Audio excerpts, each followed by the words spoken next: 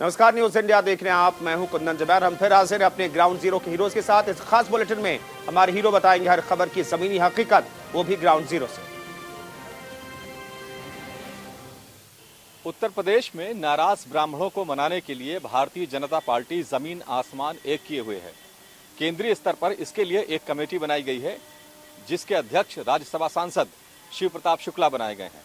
आज लखनऊ में शिव प्रताप शुक्ला ने इस संबंध में एक गोपनीय वर्चुअल बैठक की। इस बैठक में भारतीय जनता पार्टी के सरकार के मंत्री ब्रजेश पाठक, शिव प्रताप शुक्ला समेत कई ब्राह्मण नेता, सांसद और विधायक शामिल हुए। इस बैठक में चर्चा की गई कि कैसे नाराज ब्राह्मणों को मनाया जाए, किस तरह से कहां से उनको अधिक से अधिक टिकट दिया जाए, इन सारे विषयों पर चर्चा हुई। इस पूरी कमेटी में एक सांसद गुजरात के भी हैं जो ब्राह्मण समाज से आते हैं। वो इस पूरे मामले की रिपोर्ट प्रधानमंत्री नरेंद्र मोदी को सौंपेंगे। इसी संबंध में कल की व्यवस्था की विशेष समीक्षा की है। बाबा विश्वनाथ धाम बनने के बाद यहाँ पर श्रद्धालुओं का आवागमन काफी तेज हुआ है और उसे देखते हुए किसी भी श्रद्धालु को कोई दिक्कत न हो, फ्यूचर प्लानिंग और तात्कालिक रूप से क्या कुछ किया जा सकता है, इस पर भी एक विशेष बैठक यहाँ पर ली है। वैश्विक महामारी कोरोना के संभावित खतरों को देखते हुए भी यहाँ पर एक समीक्षा बैठक ली है। यद्यपि राज्य स्तर पर हम लोग प्रतिदिन इसकी समीक्षा कर रहे हैं, काशी के संदर्भ में विशेष बैठक आज यहाँ पर मैंने काशी में ली है। यद्यपि थर्ड वेव, जिसे विशेषज्ञ थर्ड वेव के रूप में कह रहे हैं, ओमिक्रॉन जो नया कोविड का वेरिएंट आया है वह बहुत खतरनाक नहीं है, तीव्र संक्रमण है, लेकिन उसका प्रभाव बहुत हल्का है, एक वायरल फीवर जैसा है। लेकिन सतर्कता और सावधानी आवश्यक है। सतर्कता और सावधानी रखते हुए हर व्यक्ति कोरोना के खिलाफ देश की लड़ाई को आगे बढ़ाने में अपना योगदान दें। हम आभारी हैं प्रधानमंत्री मोदी जी के, जिन्होंने हर व्यक्ति को फ्री में वैक्सीन, सबको वैक्सीन उपलब्ध कराया है और 15 से 18 वर्ष के बीच के युवकों को भी ये वैक्सीन लगने का कार्यक्रम तेजी के साथ आगे बढ़ रहा है। प्रदेश में अब तक 5 लाख से अधिक युवाओं को, यानी 15 से 17 वर्ष के इन युवाओं को भी हम वैक्सीन दे चुके हैं और इसमें उत्तरोत्तर वृद्धि हो रही है। लगातार इसमें नवयुवकों में काफ़ी रुझान है। पूरे प्रदेश के अंदर वर्तमान में हम लोग लगभग 20 करोड़ 75 लाख से अधिक लोगों को वैक्सीन की डोज दे चुके हैं और कोरोना के खिलाफ जो देश की लड़ाई है उसमें वैक्सीन एक बेहतर सुरक्षा कवच है, तो उसकी भी समीक्षा की है। लेकिन ओमिक्रॉन जो नया वेरिएंट आया है, इसके प्रति सतर्कता और सावधानी रखते हुए घबराने की आवश्यकता नहीं। इसमें 98 से 99% लोग घर में ठीक हो सकते हैं, लेकिन होम आइसोलेशन के भी जो नियम है उसका पालन करना होगा। घर में सेपरेट टॉयलेट हो, उनके लिए सेपरेट रूम हो और जो व्यवस्था दी गई है, इसी के लिए प्रदेश में हम लोग वर्तमान में निगरानी समितियों को एक्टिवेट किए हैं, अधिक से अधिक टेस्ट करवा रहे हैं और किसी भी प्रकार की कोई दिक्कत न हो, इस पर भी कार्रवाई चल रही है। और युद्ध स्तर पर कोरोना के खिलाफ इस लड़ाई को जो प्रधानमंत्री मोदी जी के नेतृत्व और मार्गदर्शन में पूरे देश में जिस लड़ाई को आगे बढ़ाया जा रहा है, उत्तर प्रदेश उसी प्रोटोकॉल का पालन करते हुए कोरोना को प्रभावी ढंग से नियंत्रित करने और जीवन भी और जीविका को बचाने की कार्रवाई को तेजी के साथ आगे बढ़ा रहा है। धन्यवाद जी।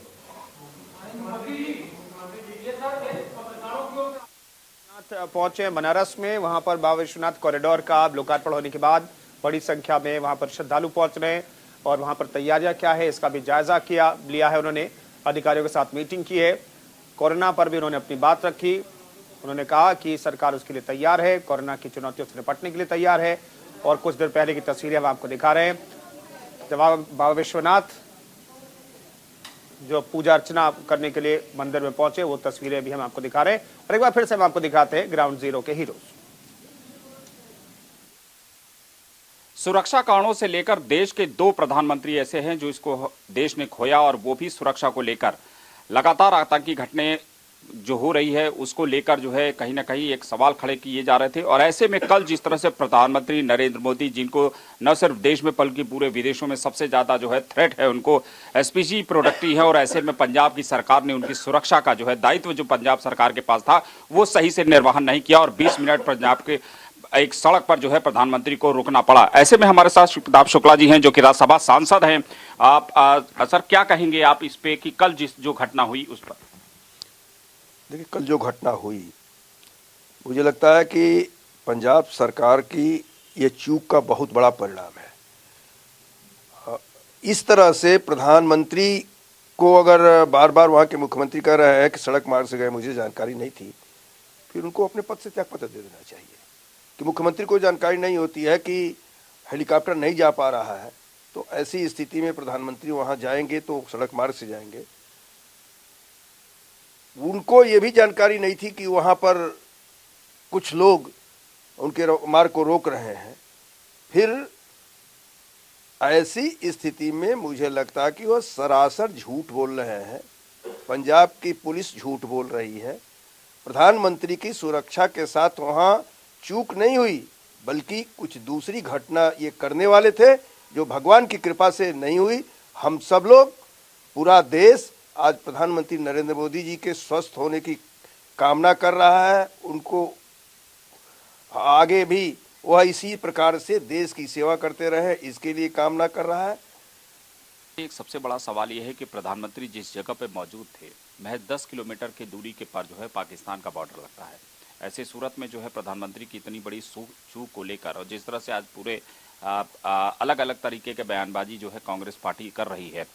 इसके पहले कांग्रेस ने 2 अपने ही प्रधानमंत्री, इंदिरा गांधी और राजीव गांधी, 2 ऐसे प्रधानमंत्री हैं जिसको कि आतंकी घटना में खो दिया है। उसके बावजूद नहीं, देखिए, क्यों मुख्यमंत्री का कार्यक्रम निरस्त हुआ? पहले वो जाने वाले थे, क्यों निरस्त किया? इसका जवाब मुख्यमंत्री को देना चाहिए।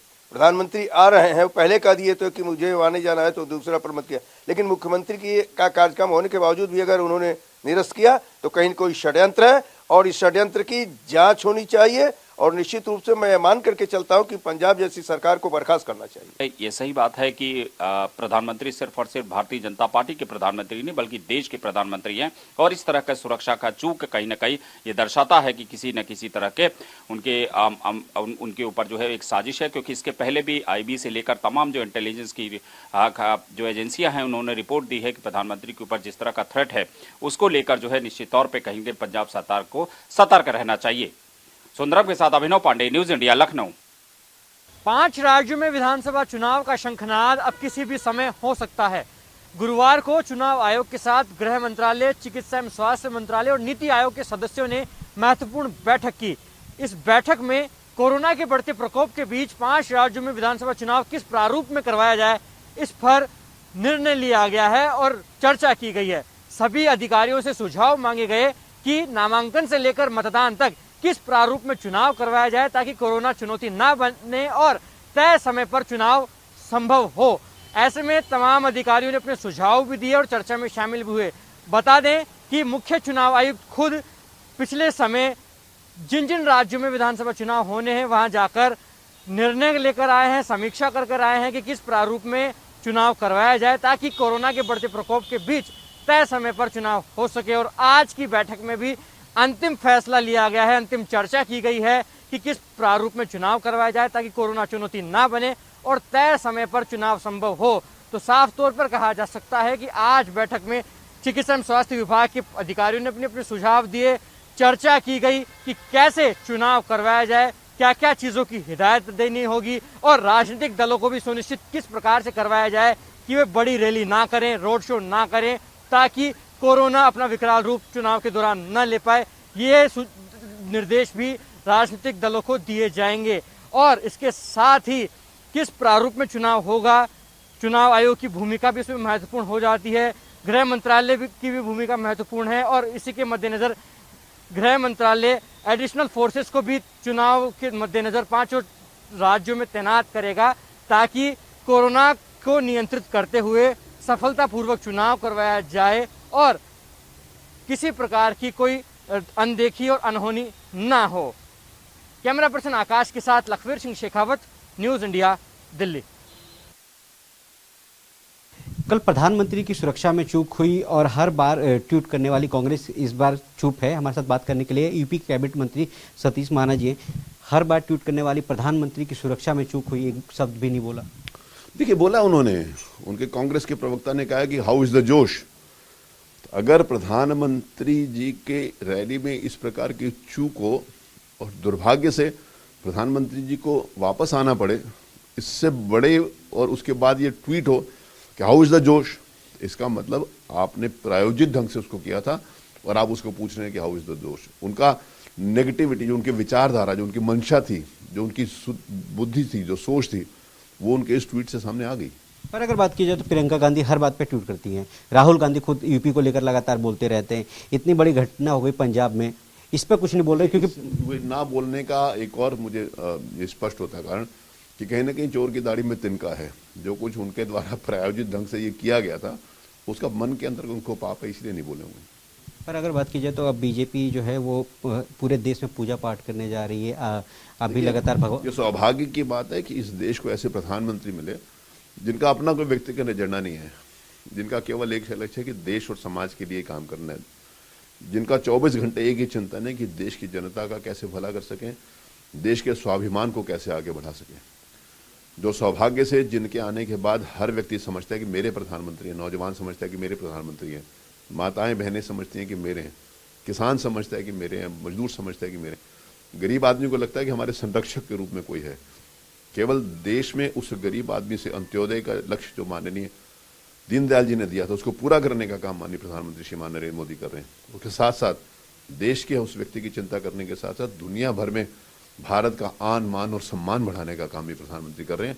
तो सौभाग्य से ऐसे प्रधानमंत्री हमारे को मिले हैं जो इस देश के लिए सदियों तक याद रखे जाएंगे और देश को प्रगति के पथ के ऊपर आगे ले जाने का जो संकल्प है उसको पूरा करेंगे। तो उनके स्वास्थ्य के लिए चिंता करनी ही चाहिए और पूजा करनी चाहिए। हम सब लोग इस बात की दुआ करते हैं कि हमारे माननीय प्रधानमंत्री जी यशस्वी हों, स्वस्थ हों, दीर्घायु हों और उनका संरक्षण और मार्गदर्शन इस देश को मिलता रहे। न्यूज़ इंडिया से बात करने के लिए बहुत थैंक यू। तो ये थे सतीश महाना जिन्होंने कहा था कि ऐसे प्रधानमंत्री बहुत कम मिलते हैं। कैमरामैन मनीष के साथ दीपक चौबे, न्यूज़ इंडिया, दिल्ली। प्रधानमंत्री की सुरक्षा से जुड़ी हुई एक बड़ी खबर आ रही है। कांग्रेस अध्यक्ष सोनिया गांधी ने पंजाब के सीएम से बात की है, सुरक्षा मामले में ही बात की है। पीएम की सुरक्षा में चूक पर सीएम चन्नी से उन्होंने बात की है। पीएम की सुरक्षा का ध्यान रखना चाहिए, सोनिया गांधी ने ये कहा है। जो भी जिम्मेदार है उस पर कार्रवाई होनी चाहिए, सोनिया गांधी ने ये पंजाब के सीएम से फोन पर बातचीत करके कहा है। तो इस वक्त की बड़ी खबर हम आपको बता रहे हैं। बड़ी खबर है, प्रधानमंत्री की सुरक्षा से जुड़ी हुई। सोनिया गांधी ने पंजाब के सीएम चरणजीत सिंह चन्नी से बात की है। उन्होंने कहा कि पीएम की सुरक्षा का ध्यान रखना चाहिए और जो भी जिम्मेदार है उस पर कार्रवाई होनी चाहिए। ये कल की तस्वीरें हम आपको दिखा रहे हैं जब प्रधानमंत्री की सुरक्षा में चूक की खबर आई। इस मामले में बवाल मचा हुआ है, इस मामले में पूरा देश चिंतित है और अब सोनिया गांधी ने पंजाब के सीएम से बातचीत की है। उन्होंने कहा है कि पीएम की सुरक्षा में चूक पर कार्रवाई होनी चाहिए, जो भी जिम्मेदार है पीएम की सुरक्षा का ध्यान रखना चाहिए। सोनिया गांधी ने यह कहा है, जो भी जिम्मेदार है उस पर कार्रवाई होनी चाहिए।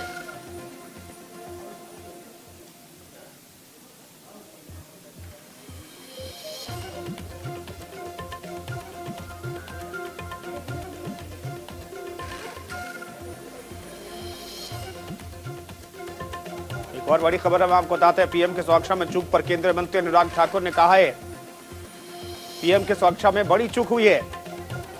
अनुराग ठाकुर ने यह बात कही है। एमएचए ने पंजाब सरकार से रिपोर्ट मांगी है। अनुराग ठाकुर ने यह जानकारी दी है। सरकार दोषियों पर जरूर कार्रवाई करेगी, अनुराग ठाकुर ने यह कहा है।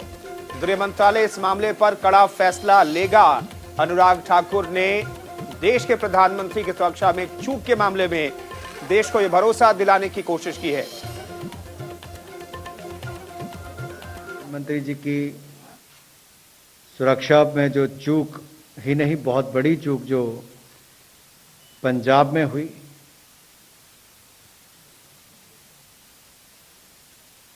इसमें आपने भी, सबने, मीडिया में भी, देश ने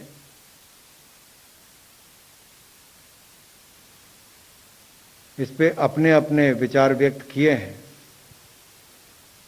जैसा मैंने कहा कैबिनेट ब्रीफिंग में, आज मैं कुछ ज़्यादा नहीं कहूँगा, लेकिन इतना जरूर कहूँगा कि कुछ लोग सुप्रीम कोर्ट भी गए हैं, न्यायालय भी इस पर देख रहा है, होम मिनिस्ट्री ने भी इस पर कार्रवाई करने की बात कही है, ताकि जानकारी जुटाने के बाद जो जो कदम उठाने होंगे वो बड़े और कड़े निर्णय जो भी हो वो करेंगे। पंजाब के अंदर पीएम नरेंद्र मोदी की सुरक्षा में हुई चूक के बाद अब लगातार जो पूरे देश के लोग हैं वो अपने प्रधानमंत्री की दीर्घायु के लिए महामृत्युंजय का जाप कर रहे हैं, पूजा अर्चना कर रहे हैं। तमाम जो लोग हैं वो मंदिरों में पहुंच रहे हैं। बातचीत करने का प्रयास करूंगा। आप कैसे देख रहे हैं कि पीएम मोदी की सुरक्षा में चूक हुई है? चूक हुई नहीं है, ये जानबूझ के चूक की गई है और ये षड्यंत्र का जरूर पर्दाफाश होगा और सबके सामने होगा। बट कहते हैं ना, जिसके हाथ सिर पे महामाई का हाथ हो उसे कौन क्या कहते हैं नुकसान पहुंचा सकता है। महाकाल जिसके साथ हो उसका कौन क्या बिगाड़ सकता है। माननीय प्रधानमंत्री जी के दीर्घायु के लिए जगह जगह मृत्युंजय का जाप हो रहा है और क्या कहते हैं हम सारी बहनें इसीलिए यहाँ पे उपस्थित है उनकी प्रार्थना के लिए। और षड्यंत्र तो है ही, प्रधानमंत्री होने के बावजूद इतनी अचूक कैसे हो सकती है? जाहिर सी बात है कि ये जानबूझ के किया गया है। आप कैसे देखते हैं, क्योंकि सुरक्षा में एक बड़ी चूक हुई है, उसके बाद पूरे देश में अब दुआएं मांगे जा रही हैं उनकी दीर्घायु? जी बिल्कुल दुआएं मांगी जा रही हैं, क्योंकि जिस प्रकार प्रधानमंत्री जी न सिर्फ अपने देश के लिए विश्व भर के लिए काम कर रहे हैं, उन्होंने कोरोना जैसी महामारी में भी काम करा है, तो लोगों की दुआएं हैं। काशी विश्वनाथ मंदिर बनवाना, राम मंदिर बनवाना, 370 की धारा हटवाकर लाखों लोगों की जानें बचवाना, उनको उनके अधिकार दिलवाना, ये इतने सारे काम कर रहे हैं। महिलाओं के लिए काम कर रहे हैं, निचले वर्ग के लिए काम कर रहे हैं, गरीबों के लिए, पीड़ित वर्ग के लिए जो प्रधानमंत्री जी काम करें। तो ये दुआएं हैं, जाको राके साइयां मार सके ना कोई। और हमारे पूरे भारतवर्ष में लगभग 2000 मंदिरों में उनकी दीर्घायु के लिए ये पूजा अर्चना करी जा रही है। और हम चाहेंगे कि ज्यादा से ज्यादा लंबी उम्र हमारे प्रधानमंत्री जी को माँ झंडे वाली प्रदान करे, महाकाल प्रदान करे। ईश्वरीय शक्ति उनके साथ है और साथ ही रहेगी। पंजाब के अंदर पीएम नरेंद्र मोदी की सुरक्षा में जो चूक हुई है, उसके बाद लोगों का भी यही कहना है कि ये चूक नहीं, ये एक बड़ी साजिश है। तो कुल मिलाकर ये इस तरीके की जो पूजा अर्चनाएं हैं उनके पीएम नरेंद्र मोदी की दीर्घायु के लिए जो पूजा है, अर्चनाएं हैं, वो पूरे देश के अंदर अंदर अलग अलग कोनों में की जा रही हैं। कैमरा पर्सन शिव कुमार के साथ नमित त्यागी, न्यूज इंडिया, दिल्ली। राजस्थान के CM Ashok Gehlot corona positive पाए गए हैं। इस वक्त की बड़ी खबर हम आपको बता रहे हैं। सीएम अशोक गहलोत ने ही ट्वीट करके ये जानकारी शेयर की है। इस वक्त की बड़ी खबर हम आपको बता रहे हैं। ओमिक्रॉन और कोरोना की जो वेव है लगातार फैलती जा रही है। जो वीवीआईपीज हैं वो भी चपेट में आ रहे हैं। सीएम अशोक गहलोत भी अब कोरोना पॉजिटिव पाए गए हैं, ये उन्होंने ही ट्वीट करके जानकारी दी है। ये तस्वीरें हम आपको दिखा रहे हैं। राजस्थान के मुख्यमंत्री सीएम अशोक गहलोत, राजस्थान के CM Ashok Gehlot corona positive पाए गए हैं। उन्होंने खुद ट्वीट करके ये जानकारी दी है। हालांकि कुछ देर पहले तक वो एक्टिव थे, मीटिंग कर रहे थे, प्रेस कॉन्फ्रेंस कर रहे थे, लेकिन अब उनकी रिपोर्ट आई है और उन्होंने ट्वीट करके ये जानकारी दी है कि वो कोरोना पॉजिटिव हैं। CM Ashok Gehlot corona positive है। इस वक्त की बड़ी खबर हम आपको बता रहे हैं। कोरोना के मामले लगातार बढ़ते जा रहे हैं। एक दिन में 90,000 से ज्यादा मामले सामने आए हैं। तो कोरोना बहुत तेज रफ्तार से आगे बढ़ता जा रहा है। आप दिसंबर के आखिरी हफ्ते की बात करें तो तब मामला 7 से 8,000 के आसपास था। अब 90,000 तक ये मामला पहुंच चुका है। दीपक चावला हमारे सहयोगी इस खबर पर बातचीत करने के लिए राजस्थान से जुड़ रहे हैं, जयपुर से जुड़ रहे हैं। दीपक, अशोक गहलोत कोरोना पॉजिटिव पाए गए हैं?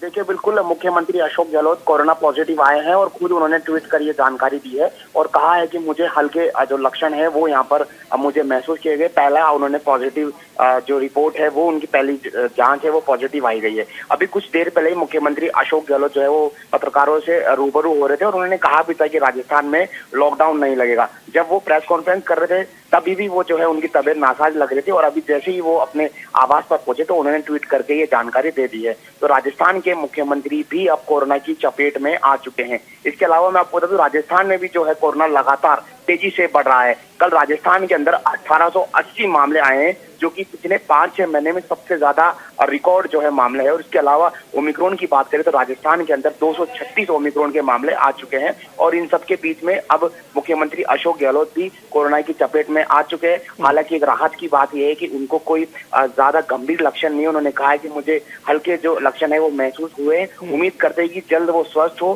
ताकि वो ज्यादा से ज्यादा रिव्यू मीटिंग लेके और जनता को जो है कोरोना से राहत जो है यहाँ पर दे सके। जी दीपक, क्या वो घर पर ही रहेंगे या फिर अस्पताल में उन्हें शिफ्ट करने की जरूरत होगी? हालांकि थोड़ी देर पहले तक वो प्रेस कॉन्फ्रेंस कर रहे थे, हमने देखा, लेकिन आप बता रहे हैं कि वहां पर बहुत अच्छा महसूस नहीं कर रहे थे, वो कुछ लक्षण उन्हें महसूस हो रहा था इसलिए उन्होंने टेस्ट करवाया है। तो अगला कदम क्या होगा मुख्यमंत्री की सेहत को लेकर के? स्वास्थ्य विभाग क्या करने वाला है?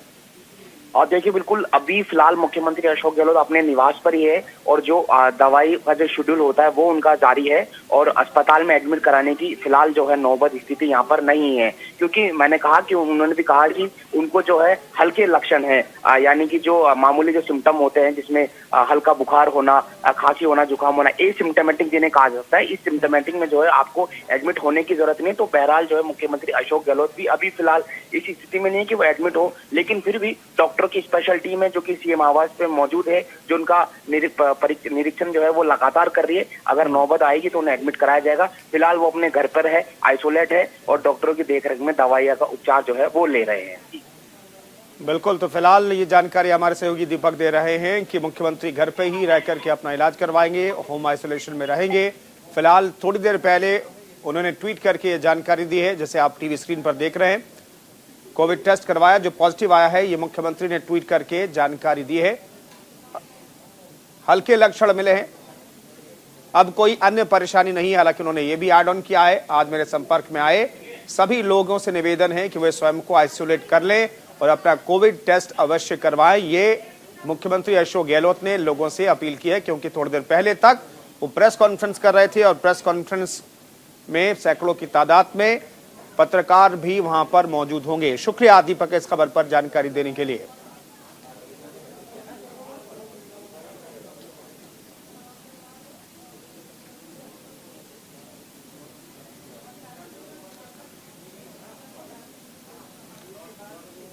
तो ये हम आपको ट्वीट दिखा रहे हैं, मुख्यमंत्री अशोक गहलोत ने ट्वीट करके जानकारी दी है कि उन्हें हल्के लक्षण महसूस हुए, कोविड के टेस्ट कराया और उनकी रिपोर्ट पॉजिटिव आई है। हमारे साथ मौजूद हैं नोएडा विकास प्राधिकरण की सीईओ रितु महेश्वरी जी, उनसे जानेंगे। मैम ये बताइए कि जो नोएडा में पिंक वेंडर जोन बनाए गए हैं तो उससे महिलाओं में किस तरह से सशक्तिकरण आएगा? नोएडा प्राधिकरण का ये एक प्रयास है कि रोजगार के साधन पुरुषों के साथ साथ महिलाओं को भी मुहैया कराए जाएं और जो थोड़े इस तरह के परिवार हैं, महिलाएं हैं जो बहुत ज़्यादा इन्वेस्टमेंट नहीं करना चाह रही हैं, उनके लिए, ऐसे परिवारों के लिए वेंडिंग जोन्स में पिंक वेंडिंग जोन का कॉन्सेप्ट शुरू किया गया है। अभी 10 स्थानों पर ये पिंक वेंडिंग जोन बनाए गए हैं और लगभग 55 महिलाओं को इनका आवंटन किया गया है। निश्चय ही इसका बहुत लाभ महिलाओं को मिलेगा। पहले वेंडिंग जोन जहां निर्धारित नहीं थे वहां ये लोग बैठते थे तो उनसे इन्हें भी परेशानी का सामना करना रहता था। रोज़ अथॉरिटी या पुलिस की टीम के हाथों इन लोगों को कई बार हरासमेंट की भी शिकायतों के कुछ प्रकरण प्राप्त हुए। तभी अथॉरिटी के द्वारा निश्चय किया गया कि वेंडिंग जोन्स निर्धारित किए जाएं जहां ये ससम्मान बैठे अपना रोजगार चला सकें, अपनी इनकम बढ़ा सकें। उसी के परिप्रेक्ष्य में ये किया गया है। मुझे निश्चय ही विश्वास है कि इस पहल से महिलाओं का रोजगार का और इनकम के साधन निश्चय ही बढ़े। देश में इस तरह की पहली पहल नोएडा प्राधिकरण ने की है? नहीं, 1-2 जगह शायद और चल रही है। सुनने में कहीं से आया था, शायद मध्य प्रदेश में कहीं एक जगह चल रहा है। और आज जो कार्यक्रम है उसमें कितने 100 करोड़ रुपए की योजनाओं का लोकार्पण शिलान्यास हुआ है? आज लगभग 300 करोड़ की योजनाओं का लोकार्पण और शिलान्यास किया गया है और इसमें शहर में एक महत्वपूर्ण अंडरपास, ग्रामीण क्षेत्रों के लिए एक बहुत बड़ा स्टेडियम सरफाबाद में, इसके अलावा एक बहुत बड़ा पार्क सेक्टर 117 में, इसके अलावा इंडस्ट्रियल एरियाज़ के विकास हैं, नए वेटलैंड का विकास है, FOBs जो नए निर्मित हुए हैं। ऐसे बड़े और बहुत सारे छोटे कार्य हैं जिनमें से अधिकतर कार्य पूर्ण हो चुके हैं और कुछ कार्य हैं जिनका शिलान्यास कराया गया है। तो हमारे साथ ये थी ऋतु महेश्वरी जो कि नोएडा विकास प्राधिकरण की CEO हैं। वीडियो जर्नलिस्ट नरेश के साथ संजीव कुमार, न्यूज़ इंडिया, नोएडा। देखिए, आज हमारी सरकार और योगी जी के नेतृत्व में अपने इस क्षेत्र का जो ये नोएडा पहचान बना है विश्व पटल पर, उसके विकास के लिए ये प्रतिबद्ध है। और जिस तरह से काम पिछले 5 वर्षों में हमारी योगी जी के नेतृत्व में हुआ है, हमारी मुख्य कार्यपालक अधिकारी ऋतु महेश्वरी जी के नेतृत्व में हुआ है, सेक्टर 71 का अंडरपास होना, सेक्टर 117 का पार्क बनना, सेक्टर 52 के पार्क बनना और लगभग 276 करोड़ के ये प्रोजेक्ट हैं। और मैं अपने क्षेत्रवासियों को बधाई देता हूं कि ये जोड़ी मोदी जी की और योगी जी की जोड़ी विकास का जो मोद मार्ग है उस देखिए, प्रधानमंत्री जी देश के होते हैं, वो देश का अभिमान है, देश की शान है और इस तरह की चूक किसी भी तरह बर्दाश्त नहीं की जानी चाहिए। मैं समझता हूं ये वहां के मुख्यमंत्री की एक छोटी मानसिकता का द्योतक है। प्रधानमंत्री नरेंद्र मोदी के पंजाब के फिरोजपुर में रोके जाने पर जो काशी वासियों में जो है काफी जो है कहा जाए तो नाराजगी है। इसको लेकर के आज प्रदेश के जो है मंत्री नीलकंठ तिवारी जी यहाँ बाबा काल भैरव में पहुंचे और उन्होंने दर्शन पूजन की, विशेष तरह के दर्शन पूजन की। मंत्री जी ये बताएं कि जिस तरह से प्रधानमंत्री नरेंद्र मोदी का काफिला को रोका गया, इसको लेकर के क्या कहेंगे? एक कांग्रेस का मानसिक दिवालियापन है। अब पूरा देश की एक एक जनता इस बात को लेकर के आक्रोशित है। कांग्रेस को इसमें क्षमा मांगना चाहिए। कांग्रेस को इसमें नोटिस लेकर के अपने मुख्यमंत्री के खिलाफ कार्रवाई करनी चाहिए। आज आप लोगों ने विशेष पूजा की, तो पूजा का क्या? काशी का एक एक व्यक्ति माननीय प्रधानमंत्री जी के प्रति हृदय का भाव रखता है, अत्यंत लगाव रखता है। पूरा काशी इस बात को लेकर के चिंतित है कि यह जो कांग्रेस का कार्य था यह दुष्चक्र था और निश्चित तौर पर इसमें कहीं न कहीं विदेशी ताकतों का हाथ भी रहा कांग्रेस के साथ मिलकर के। माननीय प्रधानमंत्री जी काशी के यशस्वी सांसद भी हैं, विश्व के नायक भी हैं। ऐसे व्यक्ति की सुरक्षा में इतनी भारी चूक होना हम लोगों को, काशी की प्रत्येक जनता को, जनमानस को हृदय से मर्माहत कर गया। इसी निमित्त हम लोग बाबा काल भैरव के दरबार में आए और उनके दीर्घायु होने की कामना किया गया और बाबा काल भैरव का अनन्य आशीर्वाद हमारे प्रधानमंत्री माननीय मोदी जी को प्राप्त होता है। लोग अभी काल भैरव मंदिर पहुंचे हैं। इस तरह से अगर कहा जाए तो कई जगह पर जो है आयोजन किए जा रहे हैं। कहीं पे महामृत्युंजय यज्ञ कराया जा रहा है, तो कहीं पे जो है आपको जिस तरह से आपने देखा कि लोग जो है मंदिर में जा रहे हैं और मंदिर में जाकर के पूजा अर्चना कर करके अपने PM के दीर्घायु होने की कामना भी कर रहे हैं। न्यूज इंडिया के लिए मदन मोहन शर्मा, वाराणसी। और इस वक्त की एक बड़ी खबर आपको बता दें, अमृतसर और जम्मू कश्मीर में लोगों ने निकाला कैंडल मार्च। PM की सुरक्षा में चूक का मामला। अमृतसर और जम्मू कश्मीर में लोगों ने निकाला कैंडल मार्च। देश में जगह जगह पर भारतीय जनता पार्टी के कार्यकर्ता कैंडल मार्च निकाल रहे हैं। प्रधानमंत्री की सुरक्षा में कल बड़ी चूक हुई थी, जिसको लेकर आज जगह जगह में भारतीय जनता पार्टी के कार्यकर्ता कैंडल मार्च निकाल रहे हैं। तो देश में जगह जगह से कैंडल मार्च निकालने की तस्वीरें सामने आ रही हैं। अमृतसर और जम्मू कश्मीर में लोगों ने ये मार्च निकाला है और ये तस्वीरें आप देख रहे हैं। भारतीय जनता पार्टी के कार्यकर्ताओं ने कैंडल मार्च निकाला। जम्मू कश्मीर और अमृतसर के कार्यकर्ताओं ने कैंडल मार्च निकाला। स्ट्रक्चर पर काला धब्बा लगाया है और भारतीय जनता पार्टी आज पूरे देश भर में सब लगभग 1000 जिलों में 6 बजे के करीब ये जो जन आक्रोश मार्च है निकाल रही है। हम अभी कांग्रेस दफ्तर जा रहे हैं और कांग्रेस को ये आह्वान करने के लिए कि वो जो कांग्रेस पार्टी होश में आए। देश ने उनको पहले ही नकार दिया है। अब जो जितना भी रहता कूता अस्तित्व है वो भी खत्म होने जा रहा है। कम से कम कांग्रेस पार्टी को देश की लोकतंत्र को, देश के फेडरल सेक्टर को ध्यान में रखते हुए और देश का जो प्रधानमंत्री है वो देश का स्वाभिमान है, इस बात को उनको भी ये समझना चाहिए। और प्रधानमंत्री किसी पार्टी के नहीं होते, देश के होते हैं। उनका सम्मान सबको करना चाहिए। और हम नरेंद्र मोदी जी की दीर्घायु की, उनकी सुरक्षा की हम प्रभु से कामना करते हैं और लगातार आगे भी ये कार्यक्रम हम करते रहेंगे। देशवासियों के बीच में ये जो घिनौना कृत्य है कांग्रेस पार्टी ने किया है उसको हम लोगों के बीच में लेकर जाए। मांग क्या है आपकी? मांग क्या है? मुर्दाबाद, मुर्दाबाद, सीएम चन्नी मुर्दाबाद, मुर्दाबाद, मुर्दाबाद, कांग्रेस पार्टी मुर्दाबाद, मुर्दाबाद, मुर्दाबाद। सर आपकी? हमारी आशा जी की जो हुआ है ये बहुत ही जो है निंदनीय है। कोई मांग इसी प्रकार से नहीं है। कांग्रेस पार्टी को जो होश आनी चाहिए ताकि इस प्रकार से, जैसे मैंने कहा कि देश में लोकतंत्र है, देश में जो है वो फेडरल स्ट्रक्चर है और ये एक राज्य सरकार का कर्तव्य है कि अपने प्रधानमंत्री की सुरक्षा को सुनिश्चित कर दे। और मैं तो इतना ही कहूंगा कि ये उनको जिस प्रकार से कांग्रेस ने किया है, पूरे देश बदनाम हुआ है। ये पूरे देश भर की जो है वो बदनामी पूरी दुनिया भर में हुई है और उसके लिए कांग्रेस पार्टी जिम्मेवारी है। कांग्रेस पार्टी को माफी मांगनी चाहिए, कांग्रेस की अध्यक्षा सोनिया गांधी को माफी मांगनी चाहिए और कांग्रेस के जो भी लोग या प्रशासन के जो भी लोग इस सारे कृत्य के लिए जिम्मेवार हैं, उन सब के खिलाफ कार्रवाई। पंजाब सरकार को बर्खास्त करने की भी मांग कर रहे हैं। पंजाब सरकार को बर्खास्त करने की भी मांग कर रहे हैं। ये निर्णय जो केंद्र सरकार, तो यहाँ देख सकते हैं आप, जगह जगह भारतीय जनता पार्टी के कार्यकर्ता मार्च निकाल रहे हैं, कैंडल मार्च निकाल रहे हैं। और दो तस्वीरें इस वक्त आप देख सकते हैं, अमृतसर में कैंडल मार्च निकाला गया, जम्मू कश्मीर में भी कैंडल मार्च निकाला गया भारतीय जनता पार्टी के कार्यकर्ताओं द्वारा। तो भारतीय जनता पार्टी के कार्यकर्ताओं में बेहद रोष। उनका कहना है कि कांग्रेस शासित राज्य में ये हुआ है और ये प्रधानमंत्री की सुरक्षा के साथ बेहद बड़ी चूक ये सामने आई है और जिसके लिए कांग्रेस की सरकार पंजाब की जिम्मेदार है। और आज सुबह से ही भारतीय जनता पार्टी के नेता कई जगह प्रधानमंत्री मोदी की कुशलता के लिए कैंडल मार्च यहां पर निकाल रहे हैं। और सीधा आपको बनारस लिए चलते हैं जहां योगी आदित्यनाथ संबोधित कर रहे हैं।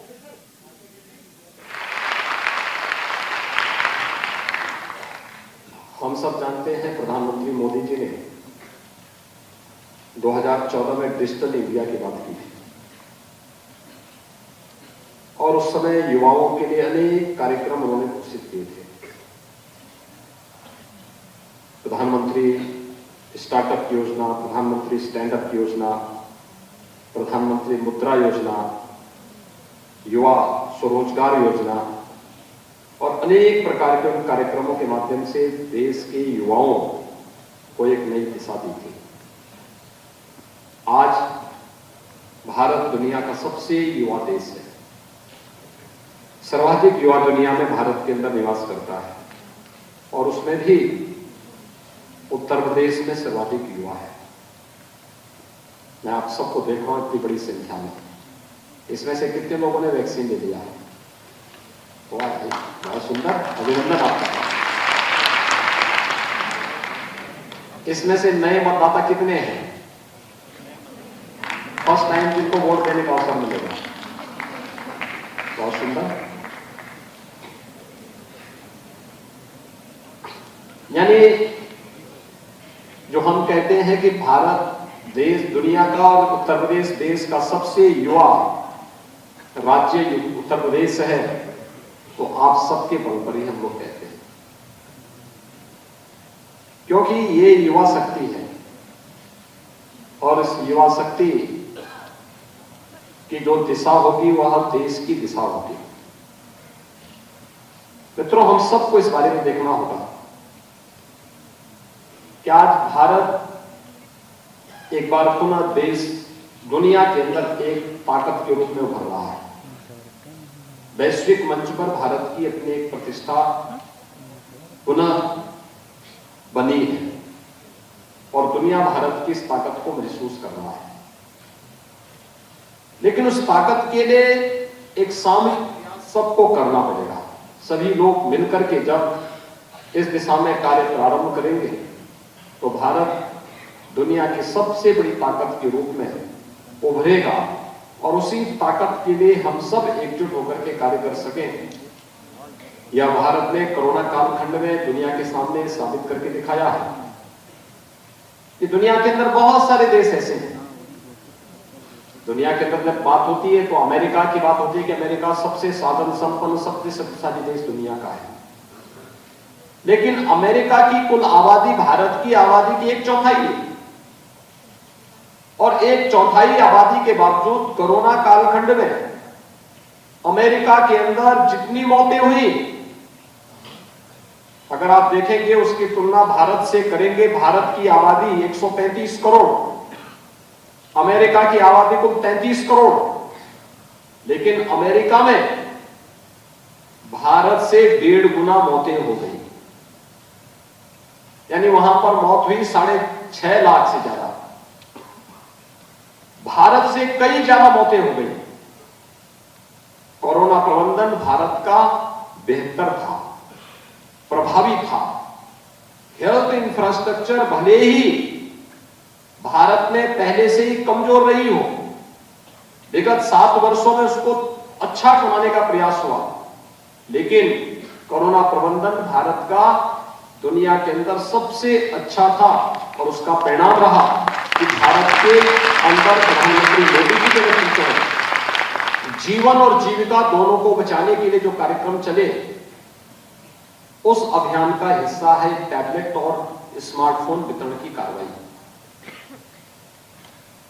इस एक केवल टैबलेट और स्मार्टफोन देने की एक कार्यक्रम नहीं, हमने कोरोना कालखंड में इस चीज को महसूस किया। बहुत सारे छात्र थे जो चाहते थे रेगुलरली अपना क्लास अटेंड करना, लेकिन कोरोना के नाते हम स्कूल कॉलेजेस नहीं खोल सकते थे। अब स्कूल नहीं खोल सकते थे तो इसके लिए ऑनलाइन एजुकेशन की व्यवस्था हो। ऑनलाइन के लिए कहां से व्यवस्था देंगे? बहुत सारे बच्चों के पास टैबलेट नहीं थे या किसी के पास स्मार्टफोन नहीं था। जब हम लोग परीक्षा की तिथि घोषित करते थे तब तक कोरोना की कोई ना कोई लहर आ जाती थी। ऑनलाइन एग्जामिनेशन की बात होती थी, टैबलेट या स्मार्टफोन बच्चों के पास नहीं थे, या अगर किसी के पास थे तो उसका जो महीना का खर्चा था कहां से आएगा, यह एक प्रश्न बना रहता था। हर एक व्यक्ति, हर एक अभिभावक के पास इस प्रकार की क्षमता नहीं थी और इसलिए सरकार ने कहा कि प्रदेश के अंदर 1 करोड़ युवाओं को हम टैबलेट और स्मार्टफोन देने का कार्य करेंगे। 1 करोड़ युवाओं में अभी हम लोगों ने पिछले दिनों 25 दिसंबर को सरदार अटल बिहारी वाजपेयी जी के जन्मदिन पर लखनऊ में 60,000 युवाओं को एक दिन में टैबलेट और स्मार्टफोन वितरित किए। आप अनुमान कर सकते हैं कितनी खुशी थी उन बच्चों में। और केवल स्मार्टफोन वितरण का कार्यक्रम नहीं, अकेले वाराणसी में ही हम लोग 90,000 युवाओं को ये सुविधा देने जा रहे हैं। लेकिन केवल स्मार्टफोन और टैबलेट ही नहीं देंगे, इसके साथ हम डिजिटल एक्सेस भी उसे फ्री में देंगे। देश भर में कोरोना वायरस और ओमिक्रॉन अब दोनों एक साथ तेजी से पैर पसारकर आगे बढ़ रहे हैं, लेकिन अस्पतालों की बात करें तो वहां पर मरीजों की संख्या जो है वो कम होती हुई है। कई सारे लोग ऐसे हैं जो घर पर ही अपना इलाज कर रहे हैं। इस हमारे साथ बातचीत करने के लिए इस वक्त हमारे साथ मौजूद हैं डॉक्टर गौतम भंसाली जी। सर, जिस तरीके से डॉक्टर साहब ये जो कोरोना तीसरी लहर आ रही है और ओमिक्रॉन दोनों एक साथ बढ़ रहे हैं, लेकिन अस्पतालों की बात करें तो उस तरीके के मरीज जो नहीं आ रहे थे जो दूसरी लहर में हम देख रहे थे। जी डेफिनेटली दूसरी वेव और थर्ड वेव में सबसे बड़ा जो फर्क देखने को मिला वो यही है कि सेकंड वेव में बहुत ज़्यादा पैनिक कॉल थे, प्लस पेशेंट को सिम्टम्स भी बहुत ज़्यादा थे। जैसे पेशेंट का सांस फूलना सबसे बड़ा सिम्टम था, सीवियर ड्राई कॉफ होना वो बड़ा सिम्टम था। हर किसी का फोन आता था, साहब इसका ऑक्सीजन लेवल 90 हो गया, 88 हो गया, 80% हो गया सैचुरेशन वगैरह। इस तरह के पैनिक कॉल बहुत ज़्यादा थी और इस तरह की तकलीफें भी थी बहुत ज़्यादा। जब तक पेशेंट हॉस्पिटल पहुंचता था तब तक साइटोकाइन स्टॉर्म में होता था और हमारे लिए भी तकलीफ होती थी। अभी इस टाइम में ऐसा एक भी कॉल नहीं आ रहा है। मैक्सिमम जो कॉल आ रहे हैं, गला खराब हो रहा है, खांसी हो रही है, हल्का सा बुखार आ रहा है, नोज ब्लॉक है, इस टाइप के कॉल आ रहे हैं। तो ये एक अच्छी चीज़ है कि जैसा हमारा अनुमान था कि ये बहुत ही माइल्ड सिम्टम वाला रहने वाला है। और सबसे बड़ी इसकी वजह हो सकती है वो है लोग मास्किंग का यूज कर रहे हैं, दूसरा वैक्सीनेशन। तो डबली वैक्सीनेटेड लोग हैं उनको बहुत ही माइल्ड सिम्टम आ रहे हैं। जिस तरीके से डेथ का जो रेट आंकड़ा था वो इस बार कम होते हुए दिखाई दे रहा है, क्या वजह इसको क्या मानते हैं आप? ये जो ओमिक्रॉन वेरिएंट आया हुआ है इसका सबसे बड़ा अच्छा ये है कि इसमें वैक्सीनेटेड लोगों के लिए इतना सीवियरिटी नहीं जा रहा। अपर रेस्पिरेटरी ट्रैक्ट इन्फेक्शन से नीचे लंग्स में भी इतना इन्फेक्ट नहीं कर रहा है। हमने काफ़ी मरीज का सीटी स्कैन भी करवा के देखा है, बिल्कुल नॉर्मल जैसे सीटी स्कैन आ रहे हैं। तो वो एक सबसे अच्छा। पेशेंट का तकलीफ कब आता है, क्रिटिकल कब होता है, वेंटिलेटर में कब जाता है, जब उसका लंग्स बहुत ज़्यादा इन्वॉल्व होता है। इसमें टचवुड अभी तक लंग्स का इन्वॉल्वमेंट इतना नहीं के बराबर है। वो एक कारण है कि मोर्टेलिटी रेट बिल्कुल नहीं के बराबर है। हमारे साथ डॉक्टर गौतम भंसाली इनका साफ तौर पर कहना है कि जिस तरीके से कोरोना वायरस के आंकड़े और मरीजों की संख्या बढ़ रही है, लेकिन घबराने की जरूरत नहीं है, लोग इससे ठीक होकर भी जा रहे हैं। और जिस तरह से जो सिम्टम दूसरी लहर में हमें देखने को मिलता है, वो तीसरी लहर में उस तरीके के लक्षण मरीजों के अंदर देखने को नहीं मिल रहे हैं। कैमरा नवाज शेख के साथ शुभम पांडे, न्यूज इंडिया। तिलक भवन पर जिस तरीके से बीजेपी ने ये कहा था कि वो हल्ला बोलेंगे, उन्होंने पूरी तरीके से यहाँ पर जो एक अपना मोर्चा शुरू किया।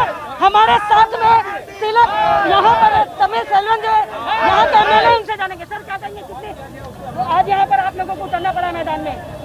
भाई कल का जो घटना घटी का विरोध में आज उतरा है और भी उतरेंगे। पूरा देश में पंतप्रधान साहब का इज्जत है, पंजाब में क्यों नहीं है? पंजाब का विकास करने को गया, पंजाब का सेवा करने को गया पंतप्रधान साहब। सर जिस तरीके से उन्हें रोका गया, कि आपको लगता है कि उनके साथ में ये जानबूझकर ये सारी चीजें की गई हैं? आपको क्या लगता है कि जानबूझ के उनके साथ में सारी चीजें की? जानबूझ के उनका सुरक्षा निकाला पंजाब का पुलिस, पंजाब सरकार के साथ, पंजाब का पुलिस सीएम के साथ। एक देश का पंतप्रधान पार्टी का नहीं होता, देश का जनता का होता है। हिंदुस्तान का तो पंतप्रधान साहब है। पंतप्रधान साहब को बेइज्जती इंसल्ट किया है, इसलिए भारतीय जनता पार्टी कार्यकर्ता रास्ता में उतरा है। क्या अगर इस तरीके से चीजें वापस जिस तरीके से आपने देखा कि तमिल सेल्वन जो विधायक है बीजेपी के, उन्होंने कहा है कि ये प्रधानमंत्री जो है वो केवल बीजेपी के नहीं पूरे देश के होते हैं, और उनके तरह इस तरीके के उनके साथ में जो घटना घटी है वो कहीं न कहीं निंदा लायक है। वीडियो जर्नलिस्ट बबलू के साथ Premlata Maurya, news India, Mumbai.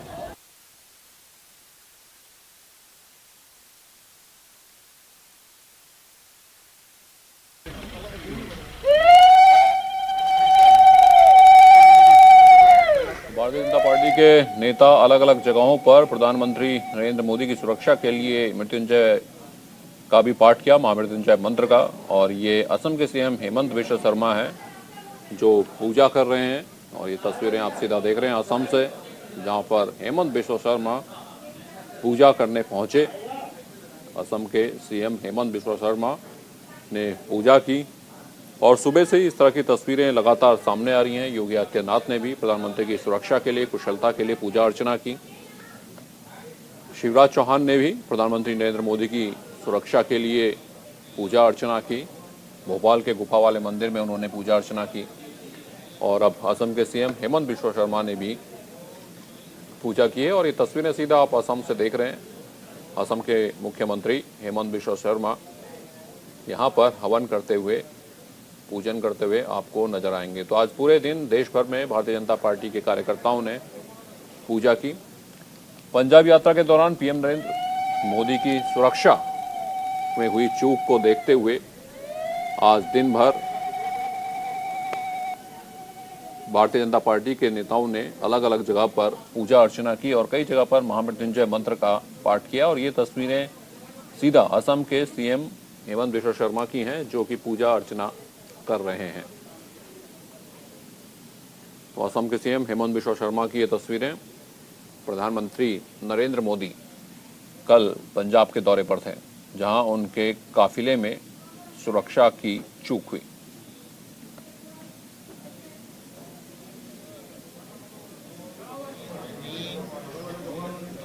Corona के बढ़ते संक्रमण को देखते हुए मुंबई पुलिस ने कई अहम कदम उठाए हैं।